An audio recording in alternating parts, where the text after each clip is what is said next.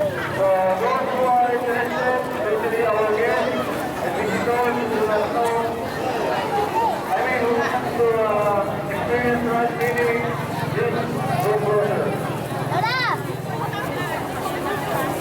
So we can see now the couple starting to do the manual rice feeding.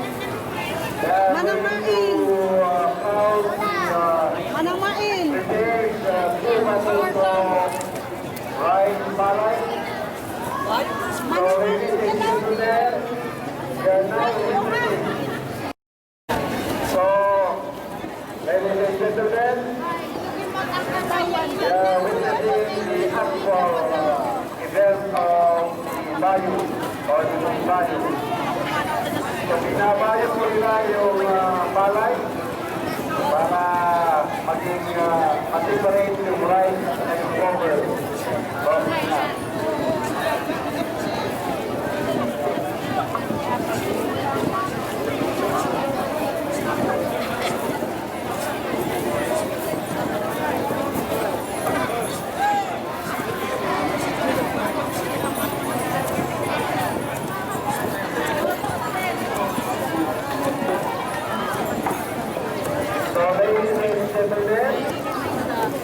We are now witnessing the Bumbayo event. We have various couples from different barangays doing their bayo or Bumbayo event.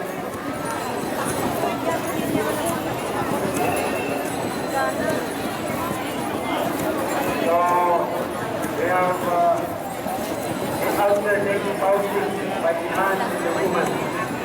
Alternating bounties together of the malay. So we have a plate right by separating the cover of the malay.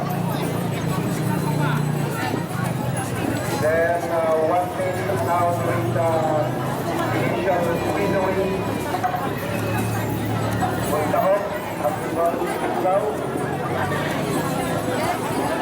So some of them are now separating the cover. They have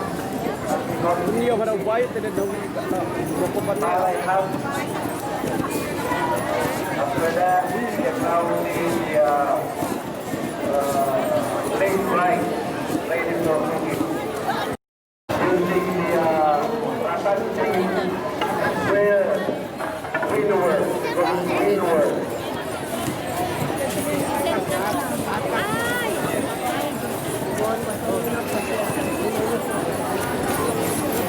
So, customer adult will go there and brown to help provide water for them. I think they have water.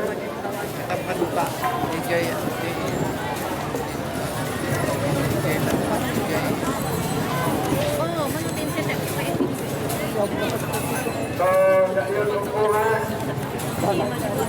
Kaya nang mga pinaka-traditional na pagkakas na pinili na kailangan mo ang bayoy pati. Tuwan mo mura luwan na ito ang order rice filling machine. Some people prefer the bayo because it's sweeter and with aroma. But napapakatulong ang kabayo. Alam mo yan ba?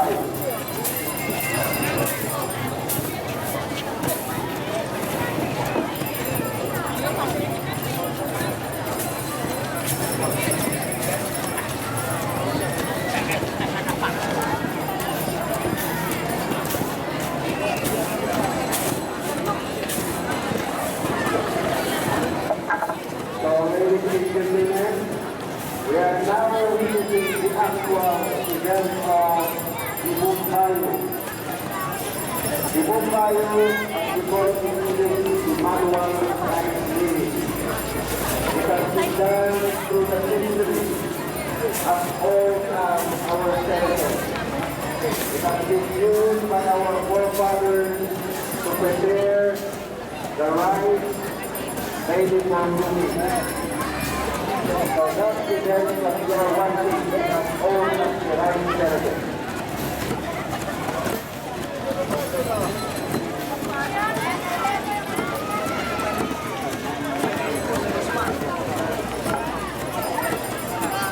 During the final pounding, they have to be very careful to have very minimum wastage in that. At the so, 6 yung mga bigas. Kailangan